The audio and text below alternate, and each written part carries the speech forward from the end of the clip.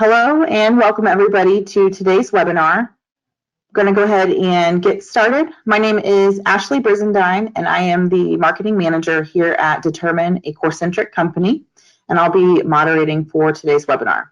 Again, we'd like to welcome you to today's webinar, Agile Management of Contract Obligations.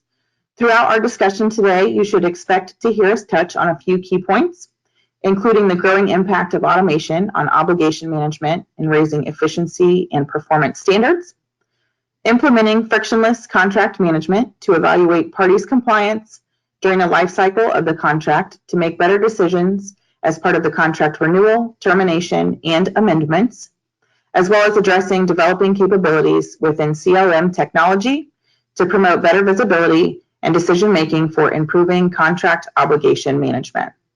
Our presenters for today are Sally Geyer, Global Chief Executive Officer at IACCM, Mr. Constantine Limberakis, Senior Director of Product Marketing at Corcentric, and Mr. Matt Markham, Vice President of Global Sales Engineering at Determine, a Corcentric company. Again, we welcome you, and I will turn it over to Sally to begin today's presentation. Ashley, thank you very much indeed, and I'm delighted to be here. Welcome to everybody to this webinar today. I wanted to take this opportunity to provide a little bit of context around the discussion and presentation that you're shortly going to be seeing. So Constantine, if we could move to the first slide, please. I want to dwell for a moment on this statement. Contracting is the least reformed business process in any organization. That's a statement that we've made before. Specifically, it was a statement that can be found in one of our research reports that we produced back in 2019. And of course, if you take a look at the infographic there on the right, you can see the level of complexity, arguably, in a contracting process, and the need to have this integrated view, which so often organizations fail to do. It is interesting when you raise that statement to groups of people, you do get a myriad of different responses from, yes, absolutely, that makes perfect sense, of course, it is the least reformed business process, to, oh, I hadn't really thought of contracting as a business process. So why is it? Well, there are a variety of reasons, and it's probably worth just touching on those very briefly. First of all, we have to acknowledge the long-standing traditions and cultures within organizations. Also, the fact that there are multiple stakeholders within a contracting process, and there's no real specific responsibility for the quality of contracts or their results. There's very often a fear of negative consequences through contracting. And actually, it's fair to say that we're only starting to see tangible examples of the benefits that come from viewing contracting as this integrated process. And of course, inevitably, there are pressures for cost reduction and also classical risk theories which drive these inflexible standards and focus on compliance. And finally, very often there's a lack of championship for change. Contracts are often viewed as instruments of risk transfer and control. And it's this sort of attitude that inevitably leads to resistance to change. It creates delays and adds to costs and undermines the opportunity for value. We know that in many cases, contracting at its best has remained a largely manual activity. This infographic again goes to the heart of the fact that in so many organizations, these activities are happening in a very fragmented way. There are multiple stakeholders involved in all of these different segments of the wheel, and very often they're simply not talking to each other. The pre-award, the post-award. We know from our research, one of the 10 pitfalls is poor handover from the pre-award to the post-award phase. With the advent of new technologies, we have a real opportunity to streamline the contracting process, but also, importantly, to enable contracts to become the critical business instruments that they are and drive increased levels of success with the invaluable management information that they provide. So Constantine, if we go to the next slide, I'm going to touch very briefly on some results of the research that we undertook in 2019, our benchmarking survey. This is a very comprehensive, large survey that we undertake about once every 3 years, and we produced the latest one at the end of 2019. So we were looking, amongst a myriad of other things, about industry adoption and use of automation. And if we focus specifically on contract obligation extraction, which of course is the topic of our webinar and our conversation today, you can see that this is not a feature that has been adopted. In fact, as you can see from the slide, for the most part, at best, technologies have been deployed as a repository of contracts. I think what's interesting is that in that benchmarking survey, 44% of our participants said that selecting an automated system or replacing an existing system was going to be an absolute priority for them in the next 12 months. So this does imply that there's going to be rapid progress in adoption.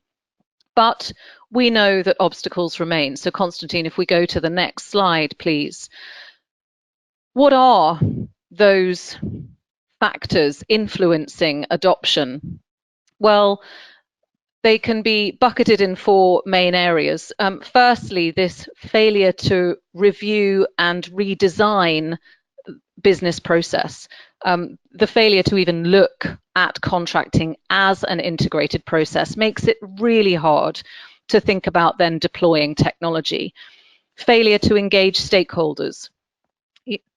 The myriad of stakeholders engaged in that contracting process means that they all need to be consulted. And without consideration of key user groups, you often impact acceptance and adoption. Weak data flows is another thing. Contracts are built using data. They generate data throughout their life. And today, much of that data exists in disparate systems. So if the contract management solution doesn't effectively interface with other relevant systems, then it drives extensive manual intervention. And typically it fails to generate that valuable information that it has. So in general, technology deployment for contract and commercial is at best still rather rudimentary. Many still consider the use of spreadsheets to be a fairly advanced approach. But in large, this failure to automate isn't due to innate resistance, but more a reflection of the real complexities associated with this discipline. So to conclude, Constantine, I'm just moved to my final slide. Technology really isn't an option now. It's not an optional extra for organization. Automation has become critical, not only to support process efficiency, but also to support greater market intelligence and operational effectiveness. I love this image that you're seeing in front of you. This, to my mind, is absolutely the future. These dynamic dashboards of information, of contract information. And it's real. Today we are awakening to a new reality. Contracts are digitizing. Contracts are providing invaluable business and consumer data, becoming powerful instruments of governance and performance management. They're even starting to self-execute. So this is a really exciting story of rapid and irreversible change. So I think that's probably enough of my musings for the moment. It's time that I hand it over to Constantine so that we can learn a little bit more about the Corcentric platform. So Constantine, over to you. Thank you, Sally. So much appreciated IACCM as an organization and what you are doing for the industry, as well as joining us for this webinar, which is really well attended across the world. So it's such an interesting and profound topic that so many of us are dealing with. And to that point, understanding how we're trying to look at the challenge of CLM is an important one. And our story here at Determine, which is now a Corcentric company, is one that's helping evolve that. So if you will, with the few slides here, we present just a perspective of what we're doing to try to change and make sure that CLM, contract management, becomes an effective tool and process for your organization. So today, as an organization, for those of you that were familiar with Determine, we had gotten acquired back in 2019, and as part of becoming part of the Corcentric family, we're really bringing together holistically the different technologies that's Determine had as a suite, from sourcing to supplier management to contract management in other areas like financing, invoicing, and analytics, with a wider framework of organizational automation in areas like fleet procurement, warehouse management, and payments and group purchasing. And by bringing these together, we're seeing the evolution of how we're trying to help our clients and the wider market understand the different ways of managing contracts, as well as the wider source to pay and even order to cash technologies that we're providing to the market. So as an organization with a unique history, we're bringing together fundamental technologies and processes that are really helping set the stage. As part of this process, today, again, as most folks know, is Determine. We were a holistic solution that covered technologies across the board and offered a variety of different solutions and services to our clients. By being part of the Corcentric family, we've certainly enhanced those. And so today we're able to offer both consulting and advisory services, managed services, and technologies that help organizations not only look at solving a problem with contract management or other areas in source to pay and order to cash beyond just a technology or bits and bytes, but also looking at that from an advisory of our consulting and our years of heritage, coming from the unique perspectives that Corcentric had in fleet procurement and AP automation, that Source One, a strategic sourcing and procurement advisory company that was acquired in 2018, and today Determine, which is the source to pay and CLM platform that many of you are already familiar with. So with that, just to give you that perspective, we're trying to continue enhancing and changing how people are using and leveraging data flows and contracts as part of their framework. As this slide shows, one of the things that we are looking to do is just to try to show our approach to how we handle contracts. Today, as you can see from the graphic, that contract lifecycle management is part of a wider cloud approach that we are taking to solving the challenges. Today, our contract lifecycle management solution, as part of the Determine Cloud platform, offers a variety of different functionalities and key process areas in terms of contract repository, templates and approvals, authoring and negotiations, clause library, self-service, wider lifecycle management, and the topic that we're covering today, obligations and compliance. And we find that when we're taking this approach, that a lot of organizations try to understand, well, how do I manage against my contracts? Do I look at this purely as a solution? Do I look at this as a product? And our approach here is going really back to what Sally was mentioning, is that understanding it from a data perspective. Our view is that when you handle the data of all the different business processes under one unified system, it better enables you to connect the dots to understand the unique relationships that are built within the contracts, those obligations, and those processes flows that need to be enhanced or be understood as part of the reactions or as part of the forward thinking of what you need to be proactive in the workflows when contracts expire or when actions need to be taken both internally and externally. And these are concepts that Matt will be expounding upon as part of how we handle contract obligation and compliance within the Determine platform. What we wanted to illustrate here then is quite fluidly an example of how and why this becomes such a unique and profound way of looking at how to manage contracts. For those that are more focused on the procurement side, for instance, what we have here is a reflection of all the complex workflows or the interchanged relationships between the different organizations or internally within, say, accounts payable or accounts or within procurement or within legal, of handling these different processes across the organization. And when we show people this slide, it really brings forward the fact that we're not trying to manage processes in isolation. Things are dependent. There's dependencies that create triggers, and from working from the sourcing standpoint to inviting suppliers to be parts of surveying, to deciding to create a contract, has certain interdependencies across the workflow that requires insight into that data, from understanding the certifications that we need before we onboard a supplier, to understanding the compliance that's required in order to further certify or either offboard suppliers, and the processes that happen in between when we're working with our contracts from a compliance and an amendment and an expiry standpoint. We can also see how this could have an impact downstream with finance, with other parts of the organization, including those that manage assets or inventory, and even from a budgeting standpoint of knowing where our contracts are and what we're trying to do to make sure we're functionally using them to their most value.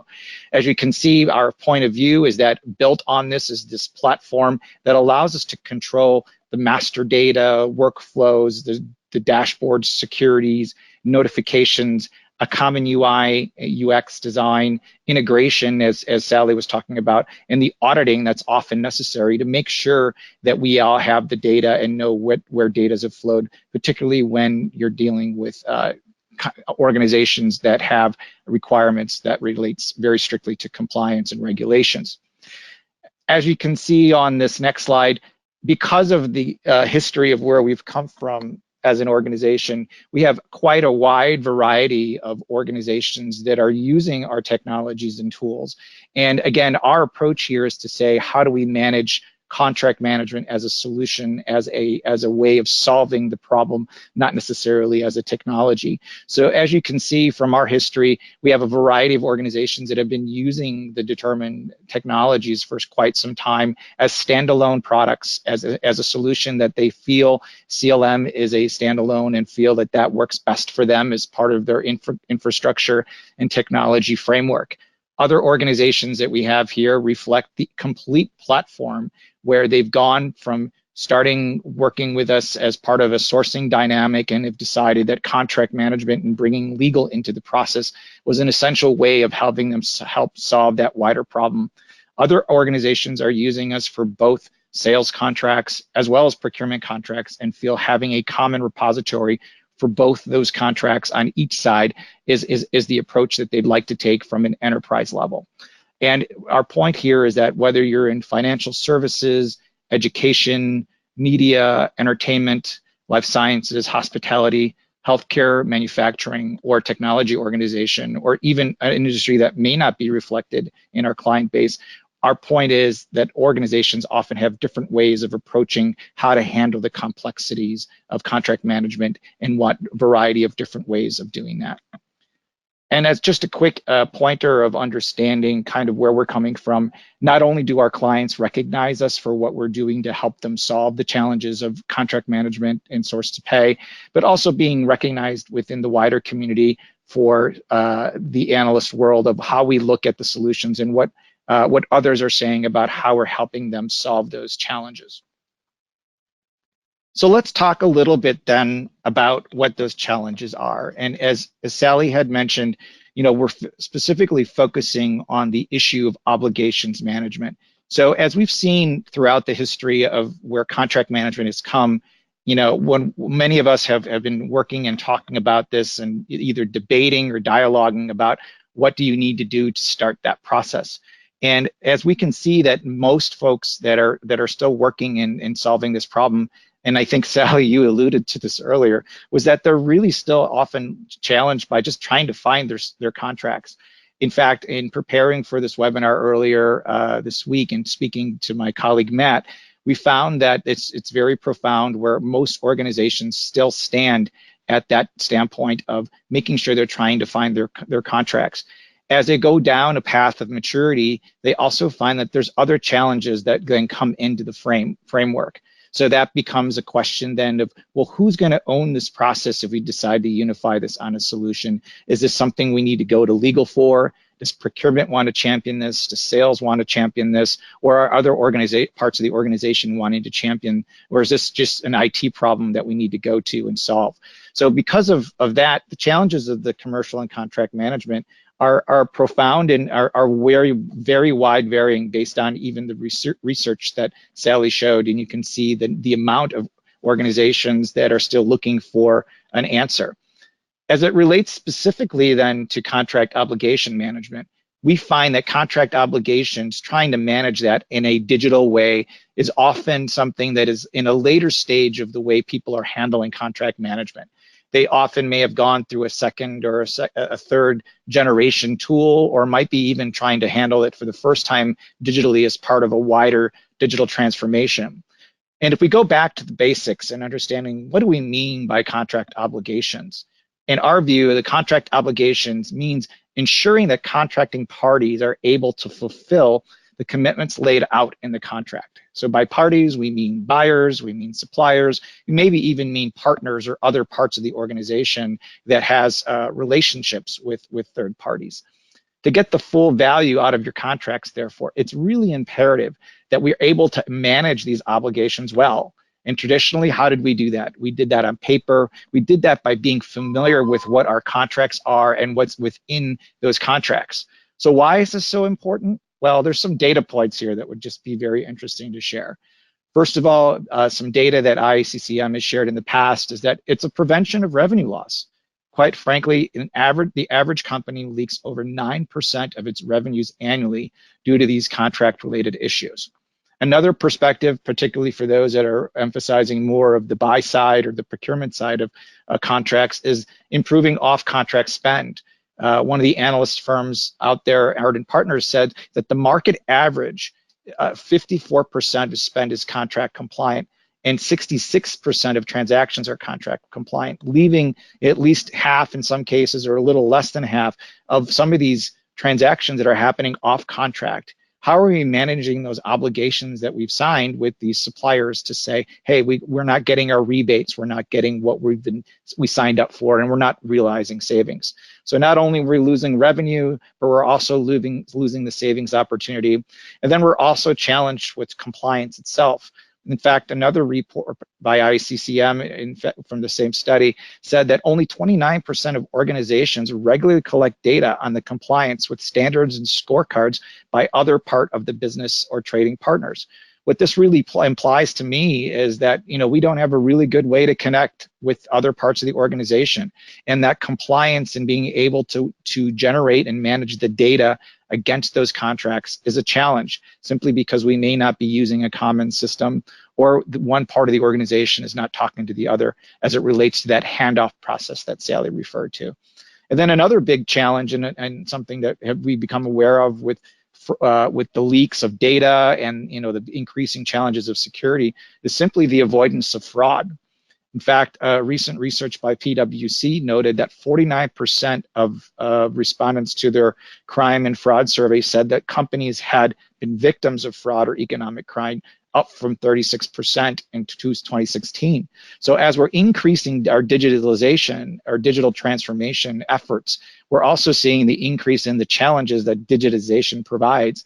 And by not having a real good way of assessing how we're managing these relationships with our third parties, namely being by ways of contracts, then we have to avoid, we're having an increased challenge of avoiding the fraud that could potentially happen against those contracts. So how do we try to manage this problem? Well, one way is by looking at the challenge of the silos that we have traditionally. So I think in the processes that Sally had presented, of looking at the sales process and looking at procurement processes, oftentimes most organizations are looking at the problem in their own realm. If we're looking at this, say, in the context of a sales contract, we can see that our goal here with our contract is to market, to sell, to transition, to deliver the obligation, to exit the transition, and then try to find a better solution or look at the development of that solution as we execute on our product or service. On the right-hand side, procurement's worrying about getting those business requirements, selecting the purchase, transitioning, managing that value of the contract at hand, exiting, renewing, and then finding out what their commercial strategy is to make sure that they're getting the value of what they're looking for. But by not putting those together under one umbrella, often the lack of the enterprise view of those contracts prevents this actionable insight across the business. The challenge is that often that there's no common repository, there's no common templates, there's no common workflow. There's a lack of metadata, a term that we use to describe the data about the data within contracts or other types of electronic documents or data stored within a system. And there's often no alerting mechanisms to know, when is this contract expiring? When is this contract due? When do we need to really reinvestigate this contract? Should we be looking at the contract in the context of how we certify or how we work with this third party? So the problem is that the left often doesn't know what the right has or needs, and this creates the challenge of segmented data and often the problems that we talked about earlier in the previous slide. So how do we fix this? Well, one approach to fixing this is by looking at solving the problem by using a business platform like what I mentioned earlier with Determine. This prevents silos and contracts with the business data. By putting our data on a business platform that's meant to manage contract lifecycle management, we can leverage the common ways of using metadata to be shared across an entire platform. This includes data about reviewing life cycles, ratings, certifications, that then becomes all accessible for ways then of managing what that data is providing and how we can then execute against that. As an example, again, expirations is a key one. Well, the other point we're making here is that master data is only set once. There's no multiple entries, there's consistency, there's simple integration across the process. So that way we're not entering, say, a supplier multiple times or entering that same contract in different systems.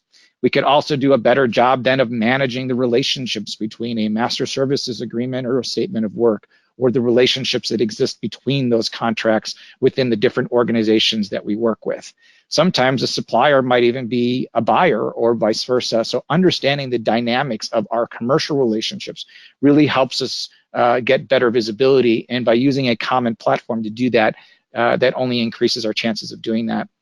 And then finally, the business processes can be defined across a suite. So this helps us get full compliance that can be enforced and checked with complete visibility.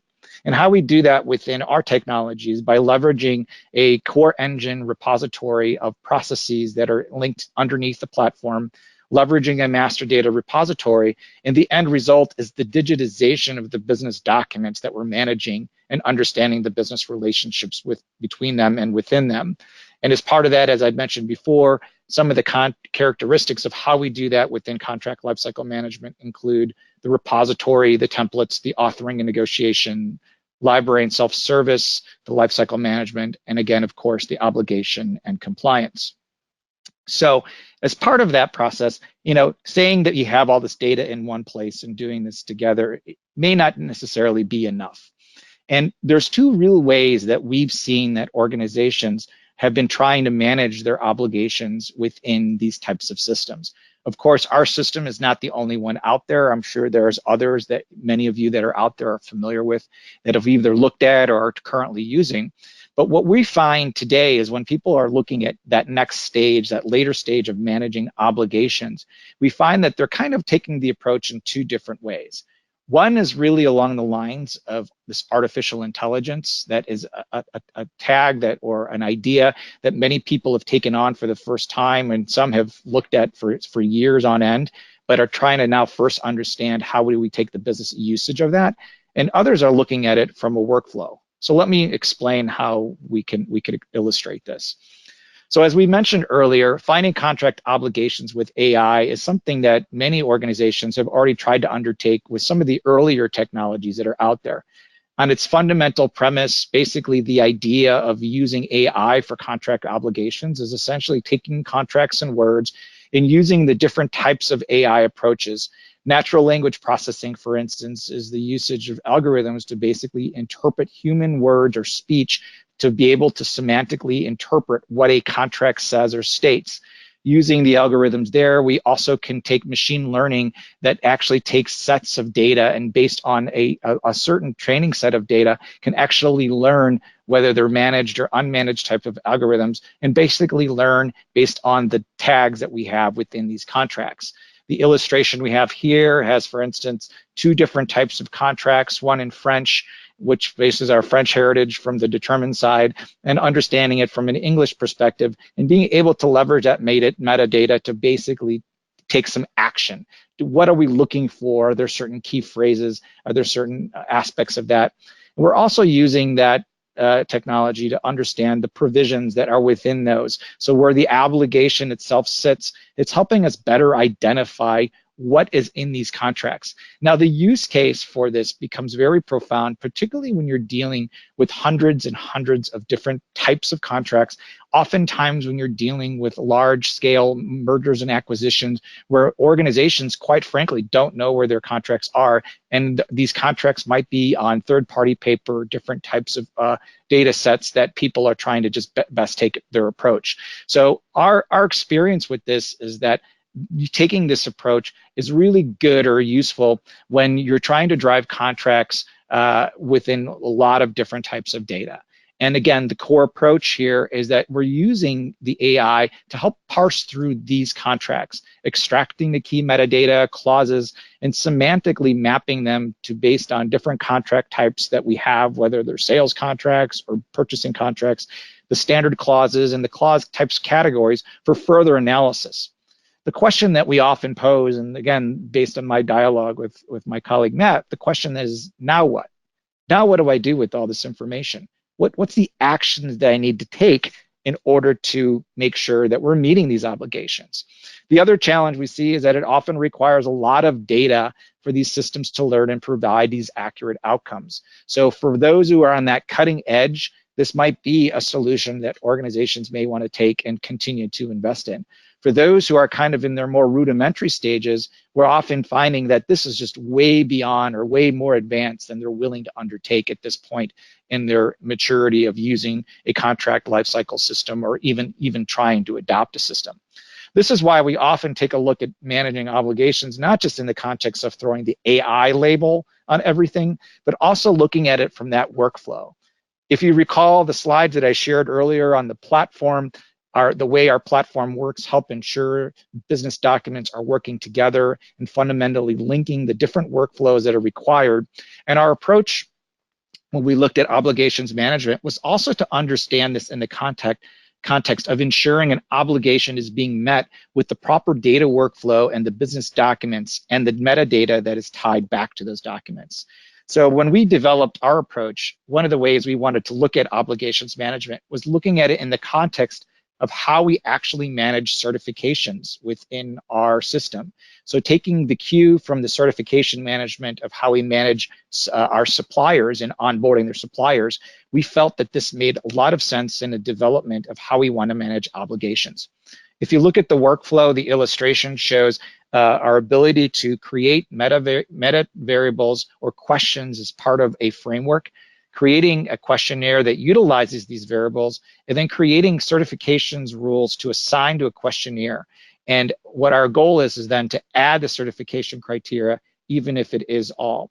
The idea here is to create a certification that ties back to a specific contract, and there's some action or event that then has to happen in order for us to then submit that to whether it's an internal part of our organization for someone to go back and look at the obligation or actually understand it in the context of an effective date of maybe a challenge to our supplier to say, hey, look, we want to make sure that we're managing against this contract.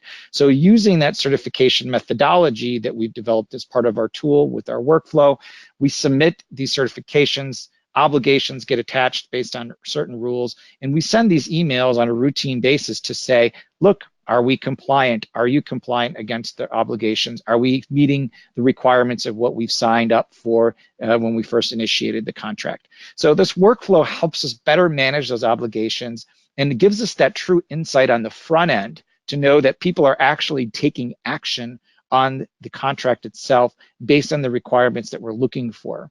The other point we want to make here is that as a contract manager or commercial contract manager, it behooves us to better understand what is in these contracts rather than relying on the technology alone to manage it, but trying to manage the workflow of hundreds and hundreds of contracts when we're moving forward and understanding the context to make sure we're meeting these obligations becomes a unique challenge, even if you are trying to use a common platform.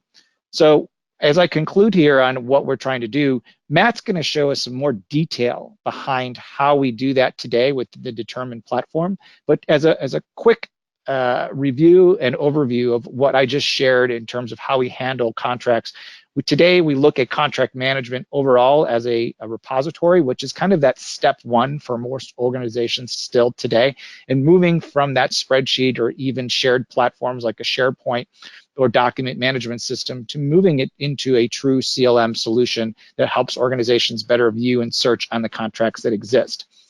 Also leveraging a CLM as part of a full life cycle to try to use existing rule sets and document coordination and editing permissions to how and who has access to those contracts. Leveraging common approval flows depending upon how we want to manage those contracts. Basically getting everybody on the same page to be collaborative for authoring for both internal and external counterparties. And then also accelerating the workflow for advancing the redlining and managing of new or negotiated contracts if we're leveraging our CLM to actually author contracts. But as part of our discussion here, it goes back to how do we manage our obligations and compliance. Again, understanding the context of the platform really helps us here in better managing and leveraging internal and external questionnaires, using these common workflows and certification rules to then initiate a process to make sure both parties are meeting their obligations. We're able to create certification rules and questionnaires that are truly customized, as well as leverage the different users that can access it. Finally, we're taking this to a step beyond, not just in leveraging a certification process, but also in looking at obligations in the sense of tasks. What kind of tasks do we want to assign those that are responsible for working with our contracts? So actually using our task management capability to manage obligations by leveraging internal and external questionnaires and workflow and certification rules, and also alert setups in terms of creating questionnaires and certification rules for alerts based on certain aspects of our contracts. So with that, we're going to take a little bit of a deeper dive to really understand the context of how we do the obligations at a level below what I just shared. So I'd like to introduce my colleague, Matt Markham. And Matt, why don't you take it away from here? Hi, everybody. Matt Markham here. Okay. So the first question I always ask whenever someone comes up to me and says, hey, do you guys handle obligations management? Well, to me, the first question always back is, what do you mean by obligations management? Because the reality of it is obligations management in the context of contract management means many things to many people. So it could be something as simple as a payment. It could be something as simple as filling out a questionnaire. It could be many things. And those obligations obviously exist on both sides. They can exist on the third-party side or the counterparty side, as well as they can exist on the internal side with the contract. So the first question is always, what is it you're trying to, what kinds of obligations are you trying to track with the system? And ultimately, the goal is around ensuring the compliance of the contract in some manner. All right, so to do that, we've got a number of different ways in the software that we handle that today, and I'm going to kind of go through them here in the specific order here. This is the newest feature we have in the software. We call it obligations management. And the idea here is to be able to create a set of obligations that are tracked along with the contract. Now, they might be added to the contract manually by someone going in and saying, hey, I have this kind of an obligation on the contract that I want to track. It might actually be tracked or be added to the contract automatically through a set of rules here. The end result is the same. It is some action that needs to be taken by someone, either internally or externally, to be able to track that compliance. You've heard Constantine say the word certification rules, and we based this functionality, surprisingly enough, on a feature we already had on the platform that helped us bring suppliers on board, because it works very similar. The idea is, hey, there's some information we need to collect, or there's some information that needs to be disseminated, and then someone needs to review that that action was actually taken and that it's okay. And so in looking at the process of what an obligation meant to us, this made a lot of sense. We could reuse some stuff we'd already done on the platform and be able to do this. So I'm going to give you some examples of how this works, but the basic idea is that most commonly what we're seeing is somebody needs to answer a set of questions to determine whether or not we're compliant in our contract in a specific way. And then someone needs to review those answers on the questionnaire and then either accept or reject that we've met that compliance obligation and then mark the contract as such. Now, not all obligations on contracts are that sophisticated where we need to answer, questionnaires and upload documentation and all that sort of thing. So sometimes, Constantine, next slide. Sometimes it's as simple as adding some tasks to the contract. So common ones we would see here would be things like, hey, there's a payment that needs to be made. That payment's going to occur every 3 months until the end of this contract, or there's a milestone that we have to track on here that either our counterparty is making or we're making, depending, of course, on the kind of contract. And we want to be able to track that those things have occurred and that someone is responsible for it so that we can, number one, assure that it happens, and number two, be able to track how it happens and that, we're doing it in a timely fashion and that the people that are responsible for doing it are actually doing it. And so although it's not named obligations management, task management within a contract can actually be used very successfully as a mechanism to deal with obligations. And then finally, next slide there, Constantine. The last one, surprisingly, you would think this wouldn't be a great opportunity, but we have a mechanism within the tool that allows us to send out alerts. An alert can be an email, it could be a to-do on the user's homepage that allows us to let people know that something important is happening, and that something important could require them to acknowledge that they've seen it or that it is happening. And it might be as simple as, hey, there's an obligation that this contract will auto-renew unless I say I don't want it to auto-renew. So I don't want to lose the ability to get out of a contract. I don't necessarily want to auto-renew. So the alerting mechanism can be set up so that I'm warned before I reach that notification period expiration that, hey, you need to make a choice whether or not we're going to allow this contract to auto-renew. And that's that whole leakage thing that Constantine was mentioning, that it doesn't always have to be sophisticated technology. It can be as simple as the system generating an email to remind me that, hey, there's an important date coming up that you don't want to forget about. And so we actually use all three, of course, in the mechanisms of the software. And if we've got a little time left, I think we've got a couple minutes left, I can give you a quick taste on something that looks a little bigger than a PowerPoint slide as to what it actually looks like. All right, so here it is in a live system. The basic idea here, I need to give you just a quick tour so you know what you're looking at. This is what a contract looks like in our system today. Across the top here, we've said workflow a number of times. This is the workflow of this contract where it's always visible. But the workflow exists not just on the contract, but it exists on the other things we've been talking about. For example, those obligations that we mentioned that are certification things, those live here under a tab called obligations. You can see here there's one that's been applied to this particular contract that's called my post-execution checklist. So in this instance, there's a rule that fired that went ahead and added this obligation to the contract, and that obligation is just the form of a series of questions that need to be answered. Someone needs to identify whether those things have actually been done. But notice there's a life cycle here too. So we have something we can track for this. We know when it was sent, we know when it was received, we understand who processed it and ultimately accepted the answers that were there. And we can see who did that just by clicking on it to see what's going on here. Now I want to draw your eyes to something that's interesting here, the score. So there's a mechanism here that you can use the obligations to help us track some risk, at least the risk around this particular obligation.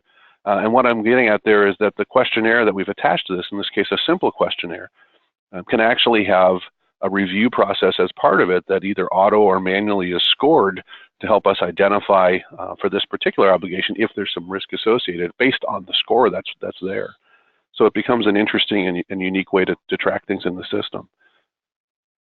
Similarly, just like we have obligations on here, I'll point out here on the bottom there's a thing called contract tasks. So as the less sophisticated way of dealing with obligations, sometimes it might be as simple as making sure that a payment was made on here. So what I've done is I've created an example of a task for payment on this particular contract. And in this case, it's just a simple one, right? That we need to identify when the scheduled or expected payment date is made and how much it was for, so that we can go ahead and track whether or not this contract is within the compliance that's been set out in the body of the documents that are part of it. And then finally, so we take a look at tasks that are associated with contracts. Tasks can be really simple things. If I go grab one here, tasks in our system are defined, or I'm sorry, alerts in our system are defined as some action is taken under some conditions. Now, it might be as simple as a notification that a contract is nearing its expiration. And so in this simple case, you can see this is tied to a contract based on a date in the contract. Could be a milestone date. In our case, it's an expiration date. So we're going to trigger this notification 30 days or minus 30 days before we reach the expiration date. And we're going to send off a message to someone that's important along with this contract. Simple message, but a link to get to that particular document. And ultimately, it's tied to the person who originally requested the contract, or maybe the contract's owner, or perhaps both, to let them know that there's some important event that's taking place. Someone needs to make sure that they've at least looked at it so that important and critical things happen here. So the end result of all that, of course, is that there's a variety of ways to manage obligations in a platform like ours, but we give you a number of different tools to best match what it is folks are trying to do. And with that, I think we're probably at a point here where we can take some questions if folks have any. Yes, absolutely, Matt. Thank you so much for doing that quick demonstration under the time. And again, what we'd like to do at this point is open it up to any questions that the audience out there might have who's joining us. So Ashley, if you have any of those questions that folks have submitted, kindly take those. So whether it's for Sally, myself, or Matt, go ahead. Yeah, absolutely. We did have quite a few questions come in throughout the discussion today. So I will just start from the top and go through as many as we can. If there are questions that we can't get answered within the allotted time, we'll make sure to reach out to everybody individually and make sure we get your question answered for you. So the first question comes in from Alan. He says, you need to have your processes well defined before you can consider automation. Given your earlier comments on resistance and poor handoffs, how would you go about fixing the processes first? That's a great question.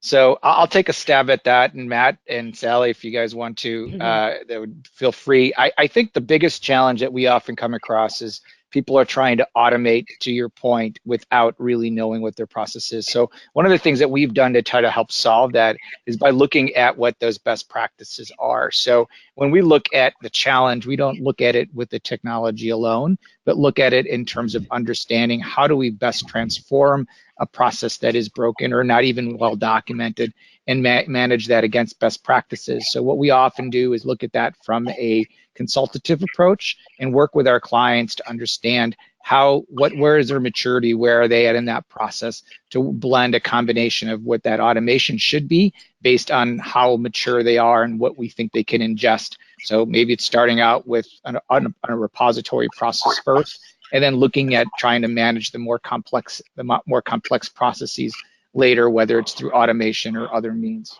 Matt or Sally? I would certainly offer one of the things that we run into is folks try and boil the ocean implementing a system like ours. And what I mean by that is they try and figure out all of their processes before they go ahead and implement anything. And very often that's the wrong approach. Because part of the implementation of a system like this is learning what your processes actually are. There's what you think they are, and then what they actually are.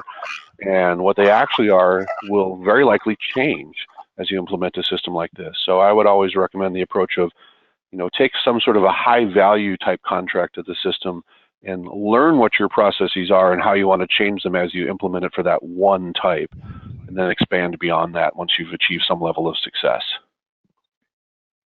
Yeah, I mean, just to add my sense worth there, Alan, it is completely fatal to automate bad process.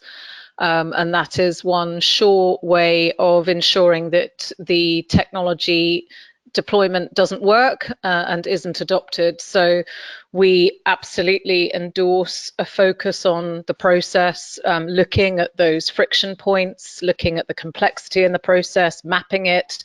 One thing that IACCM does with its corporate members is run capability maturity assessments, which look at an organization's contracting process and benchmarks it as well. And I would also encourage you to have a look at the benchmarking report from the data that I showed at the very, very beginning. But I couldn't agree with you more that it needs to be addressed. It's really important that it is addressed. And but as Matt says, it's important not to boil the ocean, try and boil the ocean as well.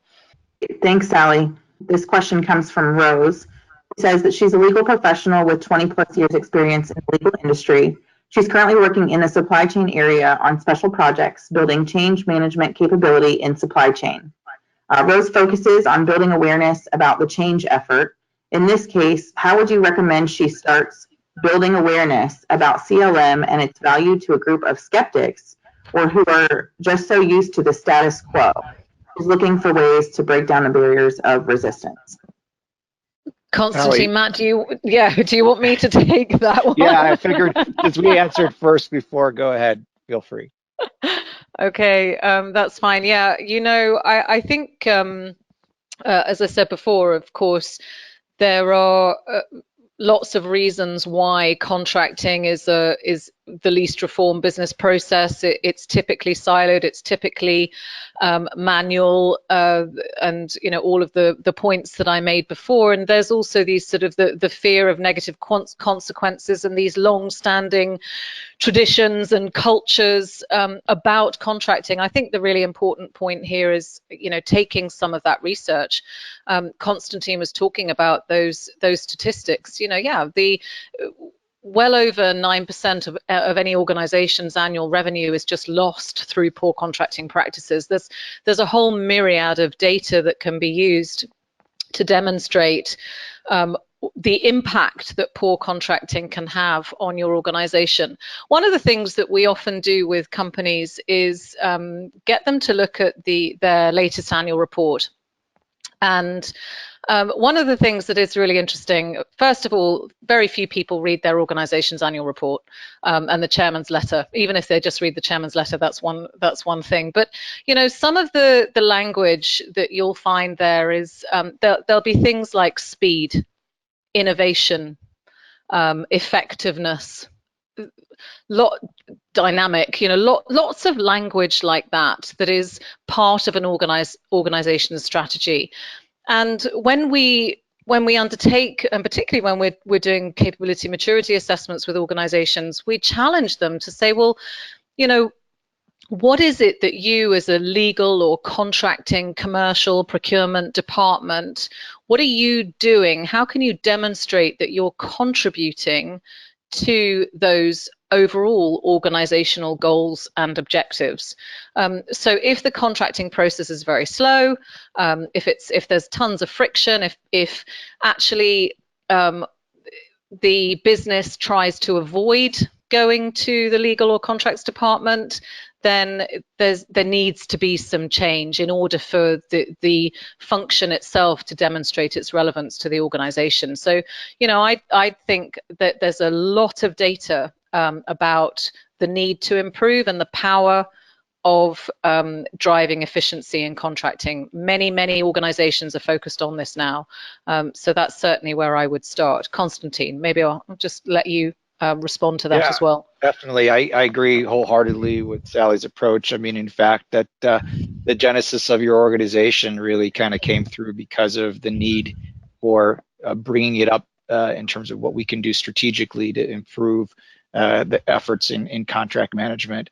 And I think it goes back to, again, showing the value and having a mechanism where multiple parties can be involved. I think the person mentioned that they were in the supply chain side. So, traditionally people might have looked at it and saying, look, I have a solution. I have a process automation.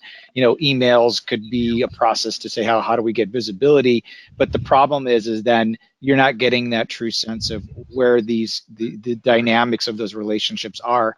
And I think the one slide that holds true to the description of what the challenge is the slide that I showed with the multiple workflows. How are these relationships intertwined with who needs to see the contract and why? And that it by itself can open up the eyes of organizations and individuals to say, wow, I didn't realize there's that many people that have touched this contract or actually may not even have visibility into the contract and they actually need to. So I think those types of discussions at that high level help organizations realize the potential of what they can do, and using technology to help solve that is a key element to then getting that value that they're looking for in innovation in their annual report that Sally mentioned earlier. And Constantine, what part of Rose's question, I think, really relates to this long-standing issue of building the business case for the technology. You know, how do I build the business case? How do I demonstrate that this is just not simply going to be another cost? And I don't know whether, from your perspective, that you see a sort of common theme of success in that business case approach. Matt, Constantine, I don't know whether either of you can answer that question. Matt? You hear this every day. How about as a solution engineer, how you want to take that one? I would certainly offer that it's usually based on a lot simpler things than what people think it's based. The number one thing I hear from clients is I can't find my contracts, or I don't know where I am in the contracting process. And trying to monetize that, how do you figure that out? Well, it's not too hard to figure out what happens if you can't find a contract. But surprisingly, that's probably the number one thing I hear is I can't find it. I don't know where it is. The visibility's not there, and it's not built around all this sophisticated stuff like obligations management or AI or any of that. It's super basic blocking and tackling kinds of stuff, and so it's a lot easier to justify when you look at it from that much simpler point of view. Than it is to try and take advantage of all the super complex stuff systems like this can use. Now, I'm not saying get a repository and that'll solve all your problems. That'll help, but there's a much more to it than that. But don't overthink it. Thanks, Matt. We have questions that are still coming in. Unfortunately, we are at the top of the hour that we have thoroughly enjoyed with everyone today during today's discussion. We'll make sure, again, to get to all of those questions individually, and you are welcome to email questions as well if you weren't able to get yours submitted. I'd like to thank our presenters for today on such a wonderful conversation, and thank you to everyone who attended today as well. Thank you so much. Okay. Bye-bye, everybody. Thank you.